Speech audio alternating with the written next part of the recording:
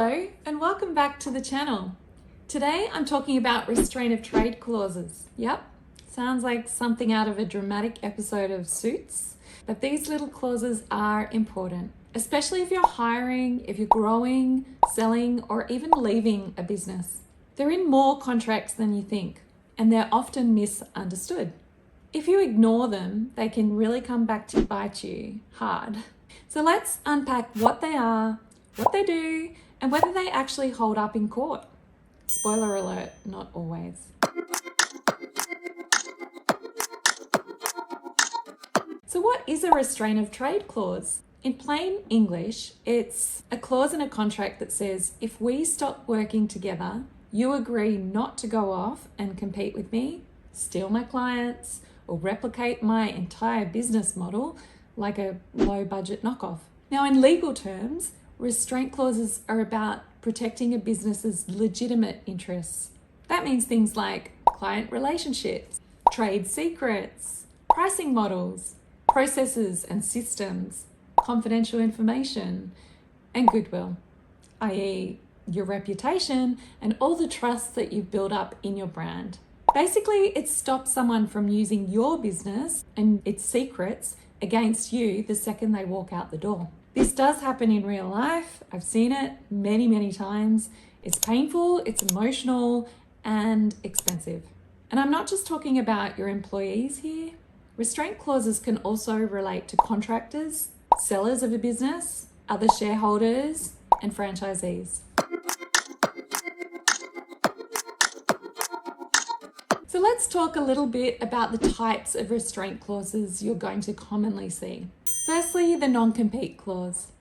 This one stops people from setting up a competing business to you.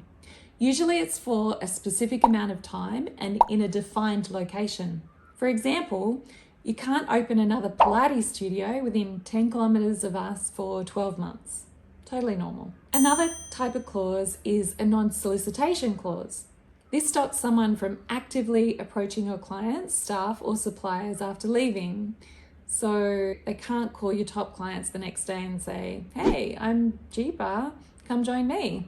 Another type of clause is the non-dealing clause. This one goes even further. Even if the client contacts them, they still can't work with them. Sneaky, but effective. It's about protecting the relationship, not just the action. And then there's the non-circumvention clause. This one says you can't go around me and cut me out of a deal that we're working on together. It's kind of about preserving the integrity of that commercial arrangement. So if you introduce someone to a client or an opportunity, a non-circumvention clause stops them from bypassing you and doing the deal directly. Sometimes you'll see all of these types of clauses rolled into one.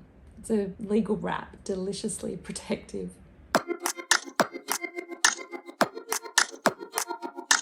Now here's the twist.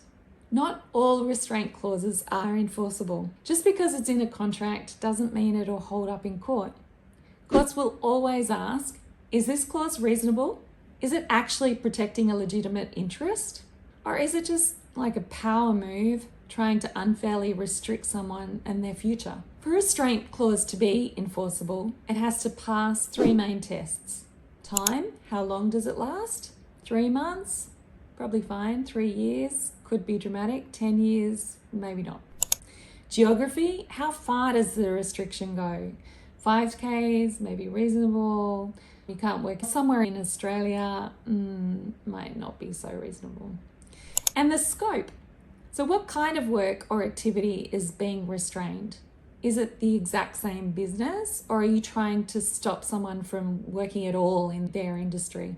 If it's too broad, it could be declared void. But this is where cascading clauses come in.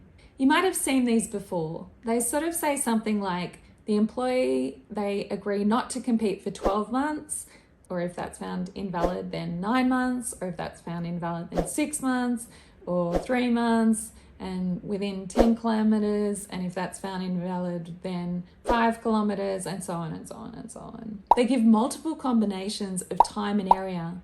So if the court finds that one part is too much, it can fall back on a more reasonable combination, kind of like a legal sliding scale.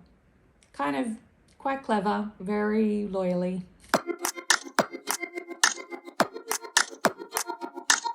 So what should you do? If you're signing a contract with a restraint clause, pause. Ask yourself, is it going to limit my career and business goals for the future? Is it clear and is it reasonable? And if you're not sure, talk to someone who speaks contract language. I see. If you're writing a contract and want to include a restraint clause, then you want to need to be clear about exactly what you're protecting. Don't go overboard with time and area, and make sure the clause is realistic, not some sort of legal overreach.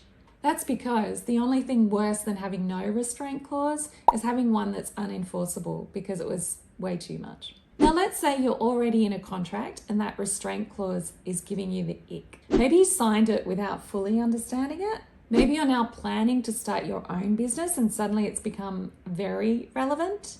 First, don't panic. You might still have options. It kind of depends on whether the clause is reasonable and whether the business can show it's protecting something specific and legitimate. But please don't wait until you've launched your new business and sent out your first client newsletter to find out whether you're actually breaching your old contract. Ask, check, and get advice before you leap. So there you have it, restraint of trade clauses, what they are, why they matter, and how not to get tangled in one. They're not scary if you understand them. They're not enforceable just because they sound serious, but they are powerful if they're done correctly. Whether you're a business owner, an employee, or somewhere in between, restraint clauses are one of those things that can seriously affect your future.